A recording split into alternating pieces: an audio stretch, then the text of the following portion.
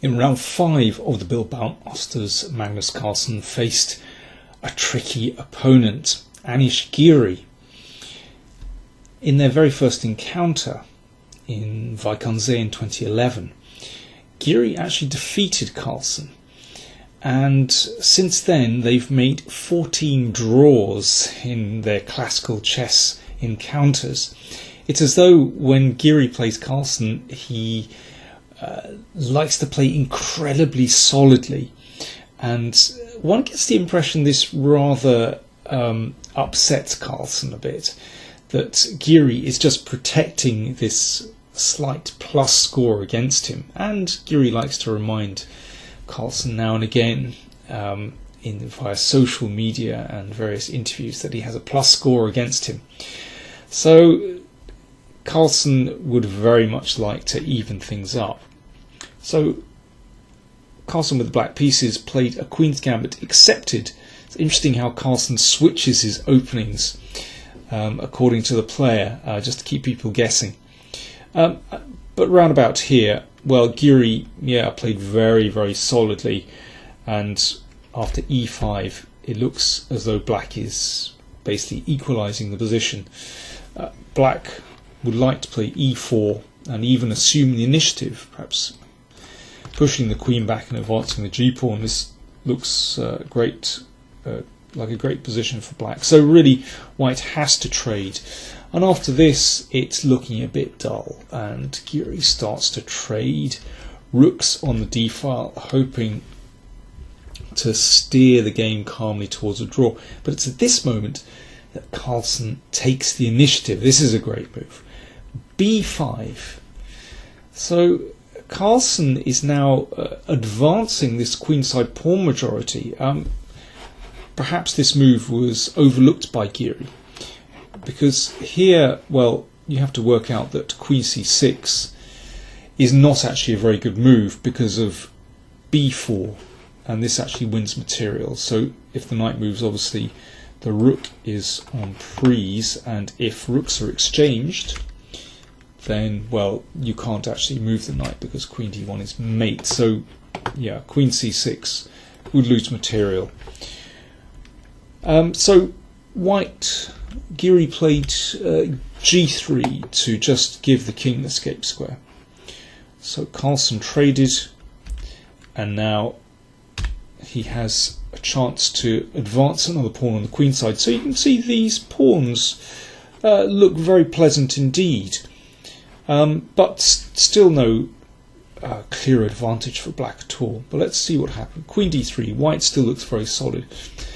King h7, this move I really like. Before making or attempting to make any more progress, the king is tucked away completely safely, and that gives black's pieces, well, the queen for example, free rein to poke around the board without fearing some kind of random check on d8. I think Giri's problem here is it's difficult to know what he should do. He has no really clear plan. He played knight d1, obviously trading more pieces, but that knight could be better placed here. Queen e6 from Carlsen, attacking the h-pawn. And if, let's say, king h2, then knight e4, and, well, you can see black's piece is starting to look pretty good now. Giri played g4 to stop queen takes pawn. Queen c6, there's a nice little poke. The queen would like to come into f3, and that could be very nasty indeed. So therefore queen e2 and a knight e4. So you can see that little by little Carlsen is improving the position of his pieces, and so he's basically starting to create threats against the king, but also combining it with a potential threat to advance this c-pawn. Knight e4 is a provocative move. White could drive away this knight, and let's say e4, that stops the knight coming into d5, but then this knight could swing round via f8 e6 and look at these beautiful squares here, and you can see that actually white's king is starting to look quite weak if the knight comes to e6. Black's king, by contrast, is very secure. Okay, let's go back to this position. So here, Giri played queen c2. Now knight g5, already looking quite critical if king h2 to defend the h-pawn, queen f3 threatens this. So Giri really had to play f4. Actually, black can't take the pawn on h3 because king comes up and that knight is trapped. Even after queen f3, queen g2 is going to win this knight.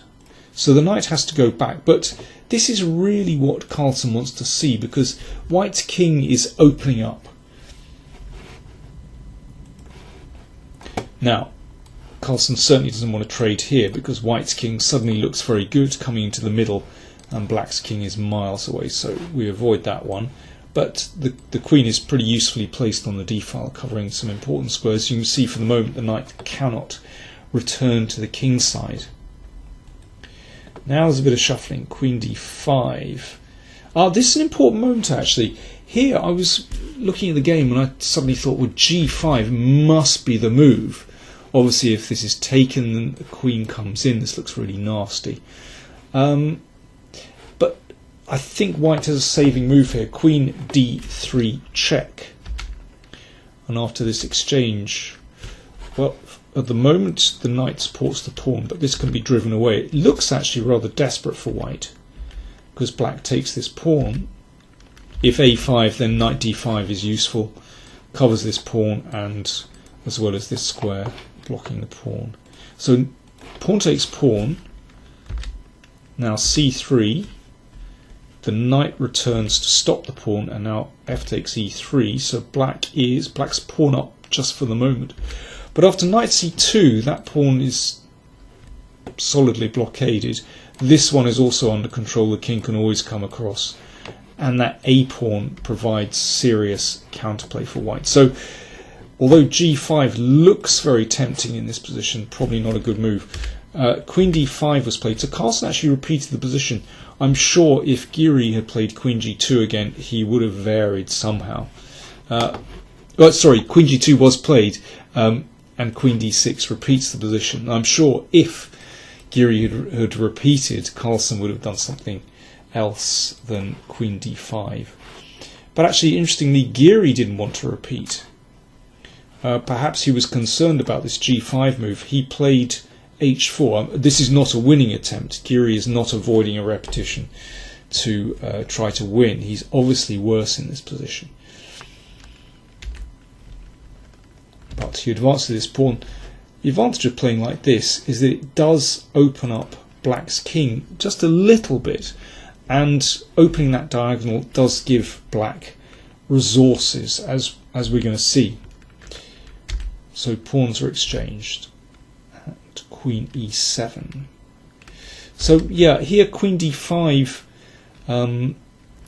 also an endgame that at first glance looks pleasant for black because it looks like black is winning this pawn, but actually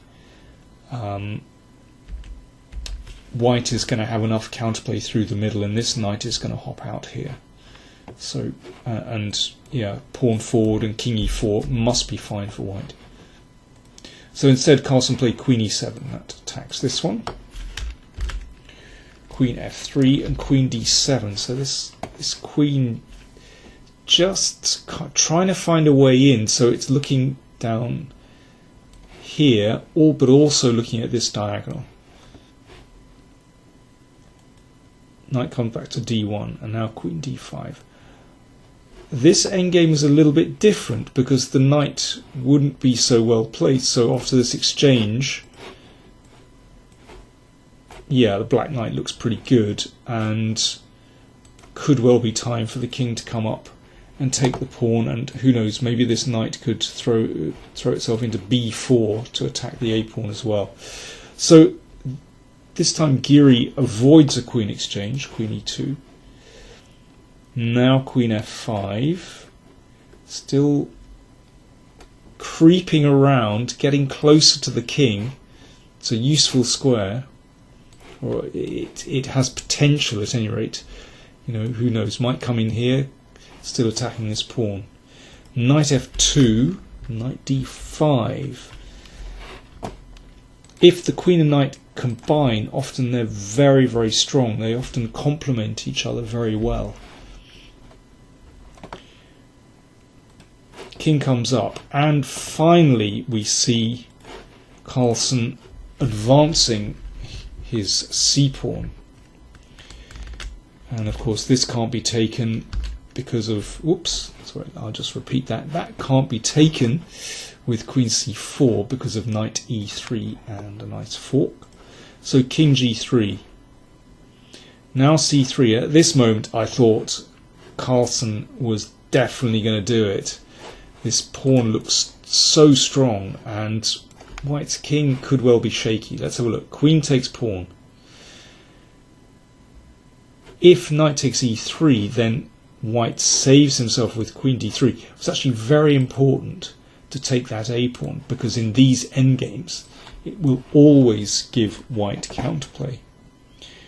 So with the queen just taking on a6, instead Carlsen went c2, threatening to get a queen.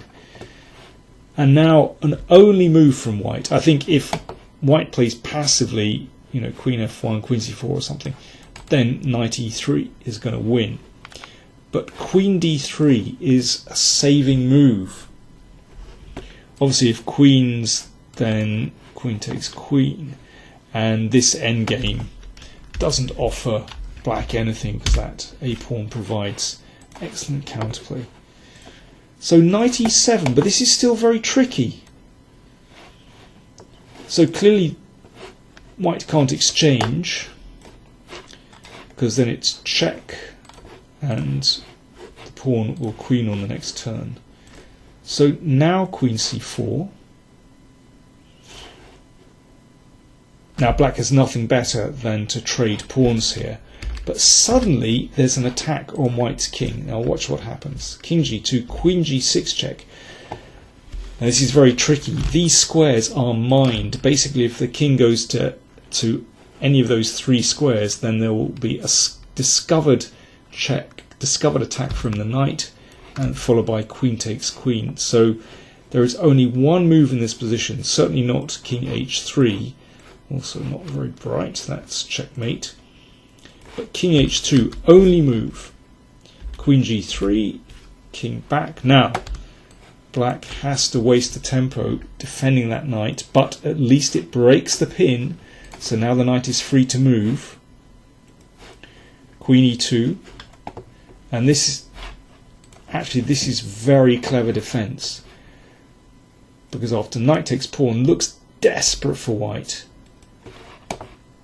This knight move saves white because, well, first of all, attacks the queen, and when the queen takes the pawn, white is just in time to trade queens. And even though black is a pawn up in this endgame, the a pawn is much too strong.